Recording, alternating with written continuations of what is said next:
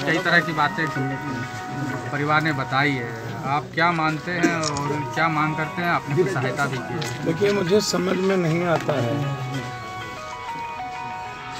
मैं तो कभी कभी आश्चर्य करता हूँ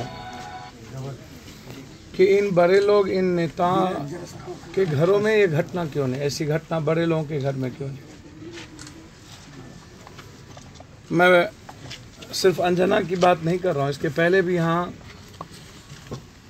कई बलात्कार घटना में हम आए। अभी बेलगनिया में प्रियांशु पटेल का बलात्कार हुआ, वहाँ भी बच्ची को जला करके मार दिया गया।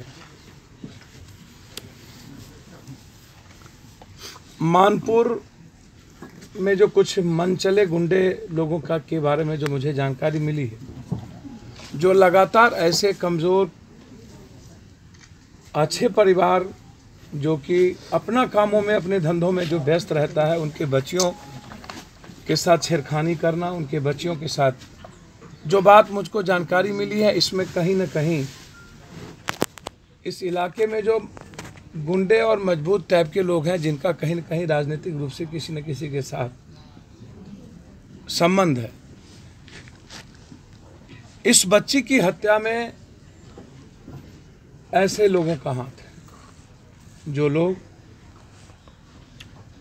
घटना को अंजाम दे करके बहुत ही विभत्स तरीके से, जिस तरीके से ऑनर किलिंग और पिता के बारे में कही जा रही है, मुझे समझ में नहीं आता। एक रूम में रहने वाला पिता जिस बच्ची के सहारे थी, कोई पिता धर अलग कर करके मार दे, जला करके दफना दे, और एक बच्ची जो परवरिश कर रहा हो उस परिवार को, और बिना सोचे समझे एक सप्ताह तक कुछ बात नहीं होती है, और जब कैंडल मार्च होता है, जब पूरा का पूरा मानपुर एक होकर के सड़कों पर उतरता है, और जब वो देश के लिए ये न्यूज बन जाता है, तब जा करके इनको ऑनर किलिंग नजर आता है। और सिर्फ अपनी जान बचाने के लिए यह प्रशासन, यहाँ का डीएसपी, यहाँ का दरोगा और यहाँ के प्रशासन ने इसको डाइवर्ट किया, इस केस को, और गलत तरीके से, जिस तरीके से उनकी बच्ची ने कहा, खुद डीएसपी मारपीट किया है अपने थप्पड़ों से, लाठी से,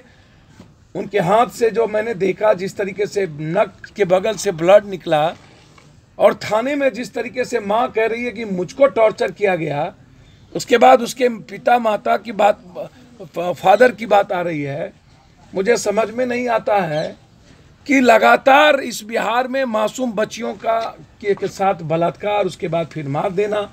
यह सवाल तब भी उठा था जब ये कानून बन रहा था कि अब तो ये कानून ऐसा कर दिया, पहले तो बच्ची को लोग छोड़ देते थे बलात्कार के बाद, इस कानून जो अभी नया कानून आया फांसी की, इस कानून के बाद तो बलात्कार के बाद सामूहिक बलात्कार होता है, और उसके बाद या सिंगल बलात्कार होता है, बच्ची फिर बचने की कोई उम्मीद नहीं बचती है, क्योंकि वह अपने सबूत को मिटा देना चाहता है। और मैं सिर्फ इतना कह सकता हूं आपसे कि यह घटना रेयर एंड रेयरेस्ट है, एक्सेप्शन केस है। इस घटना के खिलाफ मैं कोशिश करूंगा 2 दिनों के अंदर PIL फाइल करूं हाईकोर्ट में, क्योंकि मुझे नहीं लगता है कि बिहार सरकार मस्त है, दही चूड़ा खाने में मस्त है, अपने अपने कार्यालय में दही चूड़ा भोज दे रहे हैं वो लोग। विपक्ष के दुलरवा को उत्तर प्रदेश जाने की फुर्सत है, यहाँ के विधायक मंत्री को, यहाँ के पूर्व चीफ मिनिस्टर को गठबंधन की राजनीति पर हाय तौबा करने की फुर्सत है, लेकिन अंजना जैसी मासूम एक गरीब परिवार की बच्ची और पूरा का पूरा पटवा समाज और मानपुर समाज पर जिस तरीके से प्रशासन ने आतंक का भय पैदा किया है, इस भय के खिलाफ यदि जनप्रतिनिधि खड़ा नहीं हुआ आज तक, इससे बड़ा दुर्भाग्य इस गया और बिहार के लिए कुछ नहीं हो सकता है। पहले भी प्रियांशु पटेल का मर्डर हो, चाहे जितने भी नरसंहार हुए हैं, यहाँ के बाद 3 किसान मरे हैं, मैं वहां जा रहा हूं।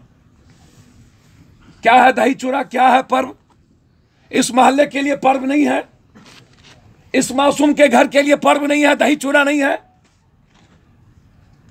मायावती के पैर छूने का वक्त फुर्सत है, गठबंधन में जात के वोट लेने का फुर्सत है, लेकिन बेटी के लिए फुर्सत किसी को नहीं है। और खुद बगल में विधायकों का घर, उप मुख्यमंत्री यहां से हो, और उसके बाद प्रशासन लगातार जघन अपराध करे। इससे बड़ी गुंडई और दादागिरी हो क्या सकती है? बेटी के साथ आम लोगों पर जिस तरीके का भय का वातावरण बना हुआ है, इसके खिलाफ महाभारत का युद्ध होगा। मैं इस पूरे परिवार के साथ, पूरा पटवा समाज के साथ एक बाप के तरह इस बेटी के न्याय के लिए हम मरेंगे। मैं आपको वचन दे के जाता हूं।